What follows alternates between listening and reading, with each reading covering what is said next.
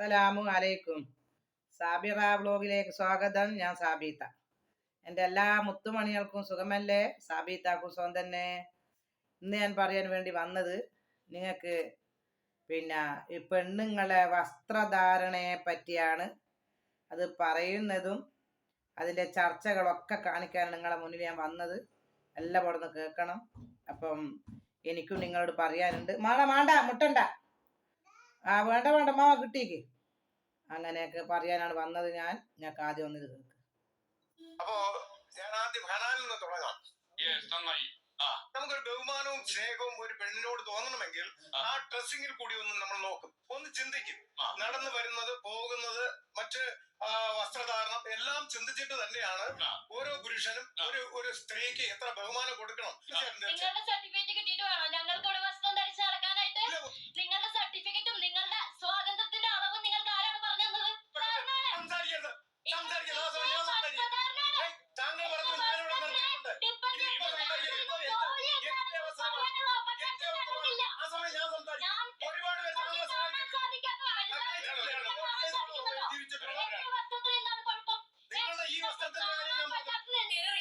നടക്കുന്നുണ്ട് അവരുടെ വസ്ത്രധാരണത്തിന് ആളുകളെ ഈ റേപ്പ് ചെയ്യുന്നതിലേക്ക് അല്ലെങ്കിൽ സെക്ഷലി അഗ്രസീവ് ആയിട്ടുള്ള ബിഹേവിയറിലേക്ക് പോകുന്നതിലേക്ക് ലീഡ് ചെയ്യുന്നുണ്ട്. ഈ ആളുകൾക്ക് പറഞ്ഞിട്ട് ആള് റേപ്പ് ചെയ്യപ്പെടുന്നത് സ്പർദ്ധ ലീഡ്സ് ടു റേപ്പ്, അങ്ങനെ എല്ലാവരും വായിക്കേണ്ടത്.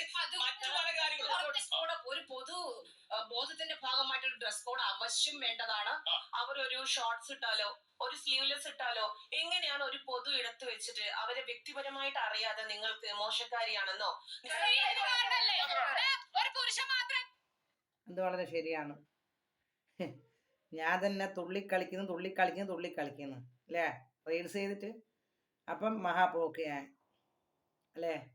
ഒരു മനുഷ്യൻ്റെ മനസ്സെന്താണ്, ആളുടെ നന്മ എന്താണെന്ന് തിരിച്ചറിയാതെ മോശമായി യൂട്യൂബിൽ വന്നിട്ടും മറ്റും മോശമായി ചിത്രീകരിപ്പിച്ച് പറയുന്ന നിങ്ങൾക്കാണല്ലോ തെറ്റ്, നിങ്ങൾക്കാണല്ലോ ശിക്ഷ അല്ലേ. ഇതെന്തായാലും പറഞ്ഞതല്ലേ. പോട്ടെ, ഇങ്ങോട്ടോ.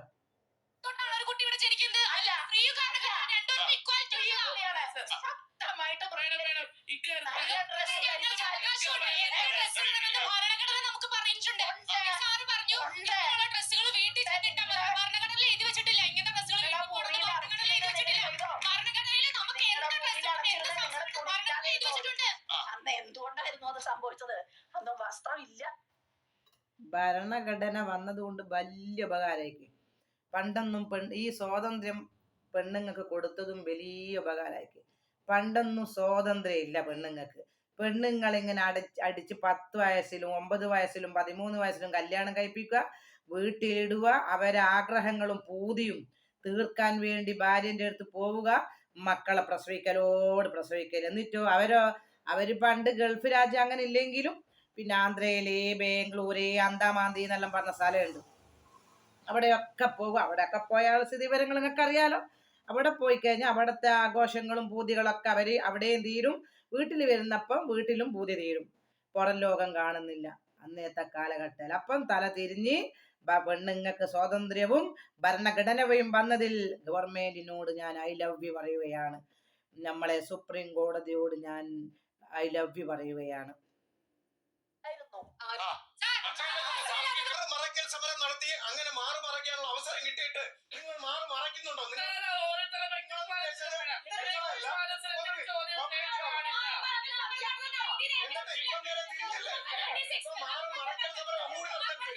ഓക്കെ, ഇതിന്റെ ഫുള്ളായിട്ടുള്ള ഭാഗം ഞാൻ പറ്റിത്തരാം. അതായത് ഒരു വിഭാഗം പറയുകയാണ് ഞങ്ങൾ തോന്നിയ വസ്ത്രം ധരിക്കും, ഞങ്ങൾ ധരിക്കാതിരിക്കും, ഞങ്ങൾ ഇഷ്ടമെന്ന്.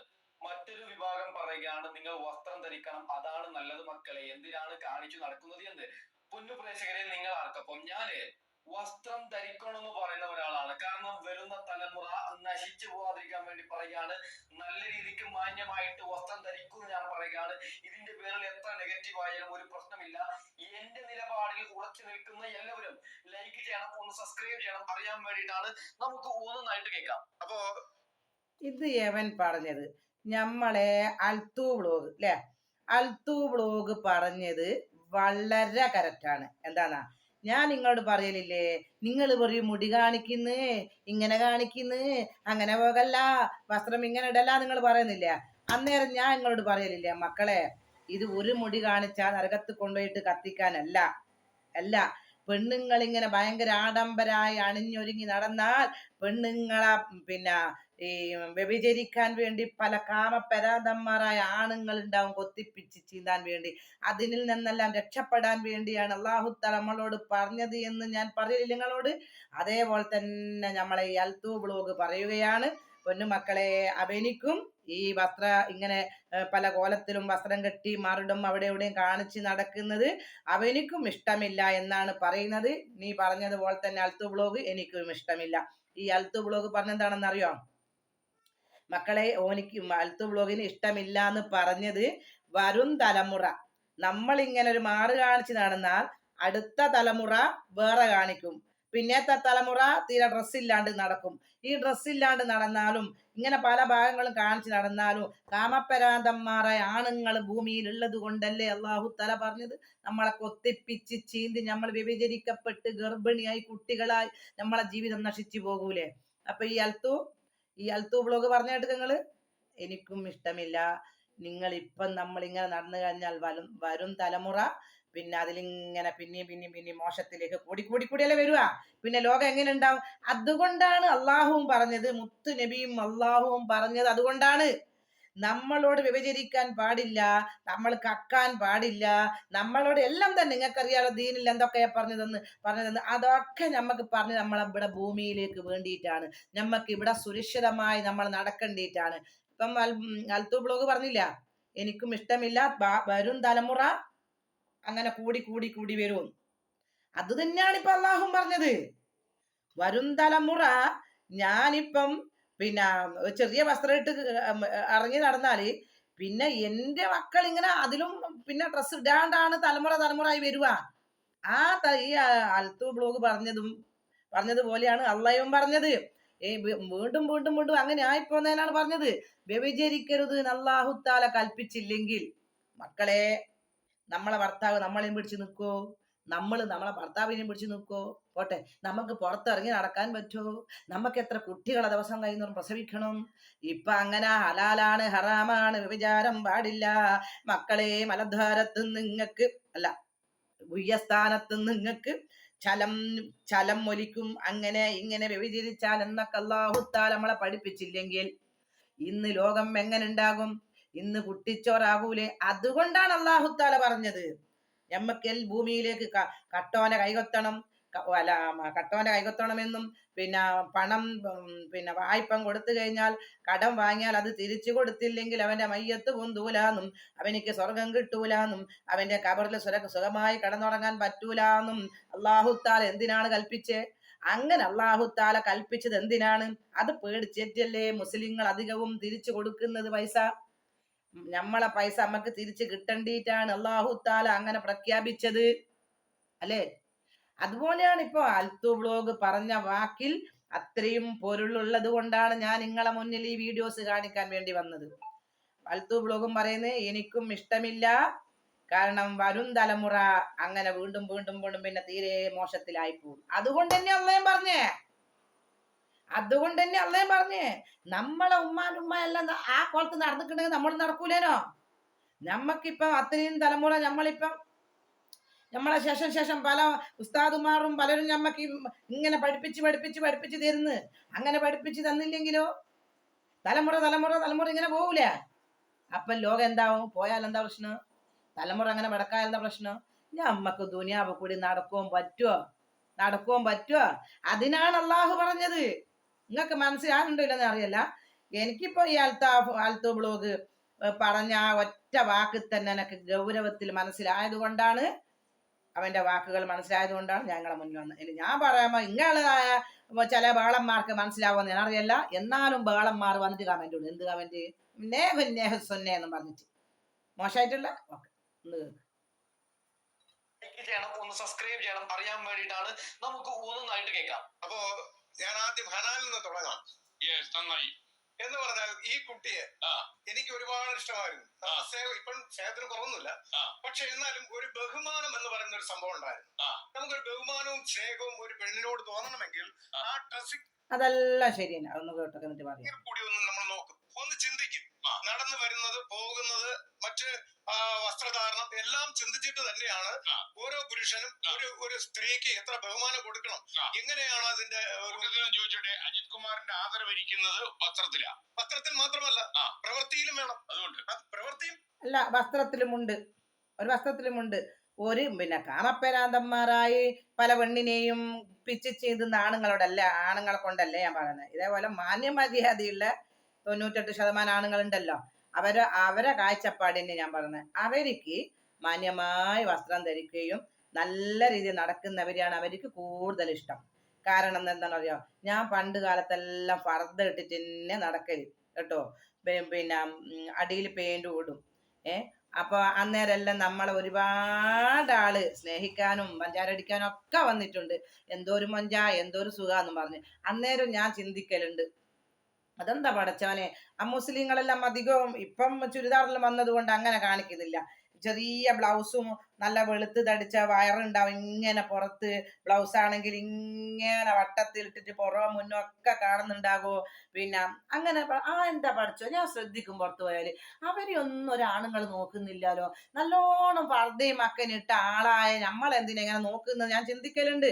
അപ്പൊ ഞാൻ ഒരാളോട് ചോദിച്ചു നോക്കി, അതെന്താ അങ്ങനെ, ഞങ്ങൾ പർദ്ദയും മക്കനിട്ടിട്ട് നല്ല രീതിയിൽ നടക്കുന്ന ആളാണല്ലോ, പിന്നെ ഇങ്ങനെ ശരീരഭാഗങ്ങൾ ഇങ്ങനെ പിന്നെ മുന്നും പുറവും ബേക്കും വയറും എല്ലാം സാരി ഉടുക്കും അങ്ങനെ കാണൂല, ബ്ലൗസ് എല്ലാം ഇടുന്നേരോ, അങ്ങനെ കാണിക്കുന്ന ആളെന്താ നോക്കാത്തതെന്ന് ഞാൻ ചോദിച്ചപ്പോൾ പറഞ്ഞെന്താണെന്ന് അറിയാം, അത് അതിനോട് ഞങ്ങൾക്ക് ഇഷ്ടമില്ല, അത് എല്ലാരും കാണുന്നതല്ലേ, അത് എല്ലാരും കണ്ട് ആസ്വദിച്ചിട്ടുണ്ടാവൂലേ, പക്ഷെ ആരും നിങ്ങളെ വസ്ത്രം എന്ന് പറഞ്ഞാൽ ആരും കാണാതെ നല്ല മറവിൻ്റെ ഉള്ളിൽ നിൽക്കുന്ന ശരീരഭാഗങ്ങളായിരിക്കും, അത് കാണാൻ വേറെ തന്നെ ഒരു ലെവലാ.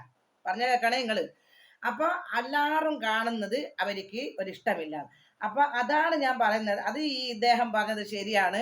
കാരണം ആണുങ്ങളെ നോക്കും, ആണുങ്ങൾക്ക് ബഹുമാനവും അന്തസ്സും വസ്ത്രധാരണയിലും പിന്നെ ഇനി ആരെങ്കിലും വന്ന് പെണ്ണ് കാണാൻ വന്നു കഴിഞ്ഞാൽ അപ്പാട് മുന്നിൽ കയറ്റി വേറെന്താ മോളെ മെനെ ഇങ്ങാത്ര പഠിച്ചിക്ക് മെനെ എനിക്കെന്താ സ്വത്ത് മെനെ, അത് ഇഷ്ടപ്പെടൂല. മറവിലും ഒളിവിലും നിന്ന്, മനസ്സിലായോ? എൻ്റെ മോൾ തന്നെ കാണാൻ വന്നിട്ടെന്ന് പറഞ്ഞ് അവളെ നാണമാണ് ഇഷ്ടപ്പെട്ടത്.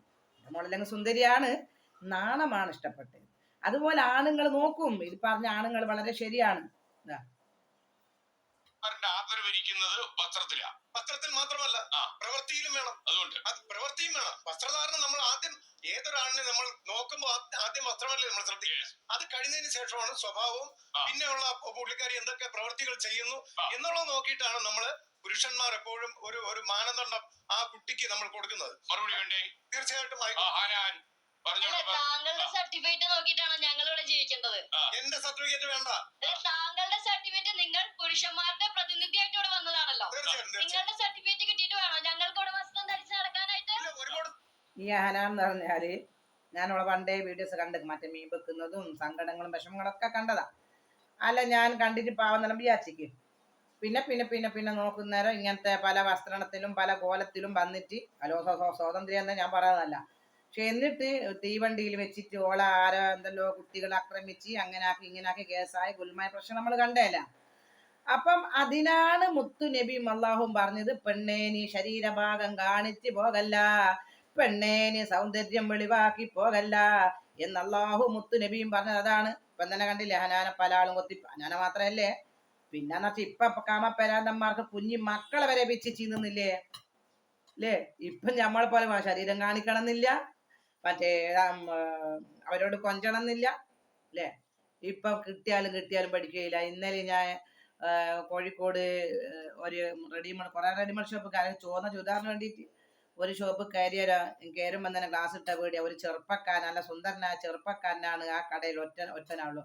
എന്നിട്ട് ഒരു സുന്ദരിയായ ഒരു പെൺകുട്ടി വരെയൊക്കെ എത്തി എന്ന് പറഞ്ഞാൽ കല്യാണം കഴിക്കാത്തൊന്നുമല്ല, കഴിച്ചിട്ട് 1-2 മക്കളുള്ളൂ. ഇനി അവളെ കോലം കണ്ട അമ്മക്ക് അറിഞ്ഞൂടെ എന്താ സിംഗാരം. എന്നിട്ട് ഇപ്പൊ ഒലി 2 ആൾ മാത്രമേ ഉള്ളൂ, എന്തല്ലോ ഫോൺ ചെയ്യുന്നത് ടൈപ്പ് ചെയ്ത് ആക്കുന്നുണ്ട്. അപ്പോൾ ഞാൻ കയറിപ്പോയി, ഞാൻ അതിൻ്റെ ഉള്ളിൽ കയറിയ പാട് ചോദിച്ച് ഇവിടെ കോട്ടൻ്റെ ചുരിദാറുണ്ടോ, പറഞ്ഞ് തീർന്നെൻ്റെ മുന്നേ തന്നെ ഇല്ല എന്ന് പറഞ്ഞു. എന്തിന്, എനിക്ക് ചുരിദാർ എടുത്ത് തരാൻ എനിക്ക് നേരെ ഇല്ല, ഒനിക്കാവൂല. ഒരു 2 ആളും ഭയങ്കരത്തിലുള്ള പ്രേമത്തിന്റെ രഹസ്യത്തിന്റെ കഥയിലാണുള്ളത്. ഇതെല്ലാം നമ്മക്ക് മനസ്സിലാക്കി. അപ്പം കിട്ടിയാലും പെണ്ണുങ്ങൾ പഠിക്കൂലടോ, പഠിക്കൂല. ഓല് നല്ല സിംഗാരത്തിലാ കേരിയ പാടന്നെ അറിഞ്ഞ കോട്ടൻ ആ ചുരിദാറും കോട്ടന്റും മറ്റേതെല്ലാം നമുക്ക് തൂക്കിയിട്ടല്ല അറിഞ്ഞൂടെ എല്ലാം ഉള്ള ആളി തന്നെയാ കേരിയ പാടന്നോട് അറിഞ്ഞില്ല. അപ്പൊ ഞാൻ വിചാരിച്ച് ശല്യം വേണ്ട, ഞാൻ ഇറങ്ങി പോന്നിക്ക് എന്തോ ആയിക്കോട്ടെ. അപ്പൊ കിട്ടിയാലും പഠിക്കൂല. കാരണം അതൊരു മുസ്ലിം പെണ്ണ് തന്നെയാ. മക്കനിട്ട് വന്നോളെന്നെ നിങ്ങൾ പറയും മക്കനിട്ട ഭയങ്കരാൻ മക്കനിട്ടോളെന്നെയാ കേട്ടാ. ഓക്കെ മക്കളെ, അതുകൊണ്ട് പിന്നെ ഞാൻ പറയാൻ കൊണ്ടെന്ന് പറഞ്ഞാല് ഇപ്പൊ നമ്മളെ അൽത്തു വ്ലോഗ് പറഞ്ഞതുപോലെ ശരിയാണ്. ഓനിക്ക് വസ്ത്രധാരണ ഇങ്ങനെ പല രീതിയിലും ശരീരമെല്ലാം കാണിച്ചിടുന്നതും ഇഷ്ടമില്ല. എന്തുകൊണ്ടാണെന്ന് പറഞ്ഞാൽ ഇനി പിന്നെ തലമുറ അതിലേക്ക് അങ്ങനെ പോയി കഴിഞ്ഞാൽ നമ്മൾ ഈ ലോകം കുട്ടിച്ചോറാവൂലേ, വിചാരവും അതും ഇതൊക്കെ കൂടി നടക്കൂലേ.